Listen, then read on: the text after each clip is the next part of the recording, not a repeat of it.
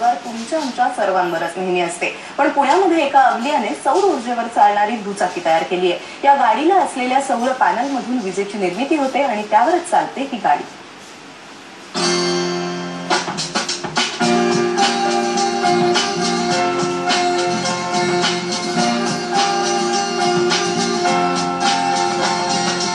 ना पेट्रोल दरवाढीची चिंता, ना इंजिनचा कर्कश आवाज। ही गाडी आहे इको फ्रेंडली। पुण्यातल्या आयुब पठाण या अवलियाने या गाडीची निर्मिती केली आहे। ही गाडी पेट्रोल ऐवजी सौर ऊर्जेवर चालते। गाडीच्या पुढच्या भागामध्ये सोलर पॅनल बसवण्यात आले।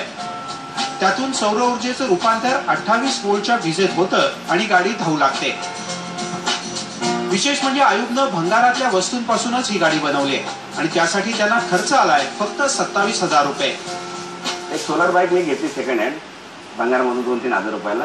मग तिला मी एकदम पूर्ण अल्ट्राशीट करून सोलर पॅनल बसवले। त्याच्यानंतर एक चार्जर कटआउट असतो तो एक बसवला 10 एम्पियरचा चार्जर कंट्रोलर म्हणतात त्याने बॅटरी फुल चार्ज झाली तो कट होतो। गाडीचे सोलर पॅनल एकदा पूर्ण चार्ज झाले की गाडी 35 ते 40 किलोमीटर वेगाने धावू शकते।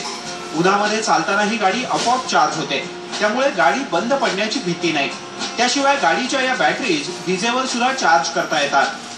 बॅटरी चार्जिंग होते डीसी टू डीसी। त्यानंतर जे आतमध्ये मोटर आहे डीसी मोटर, डीसी मोटरवरती गाडी बाईक चालते। गाडीच्या इंजिनसाठी पेट्रोलची गरज नाही, तसंच ही गाडी आवाजही करत नाही, त्यामुळे ही गाडी खरोखरच इको फ्रेंडली ठरते। या आगळ्या वेगळ्या बाईकचं पेटंट घेण्याचा आयुब यांचा प्रयत्न आहे। सूर्य ज्या नित्य नियमाने उगवत असतो तशाच नियमितपणे आपल्या देशात पेट्रोलचे दर वाढत असतात, त्यामुळे ही सोलर बाईक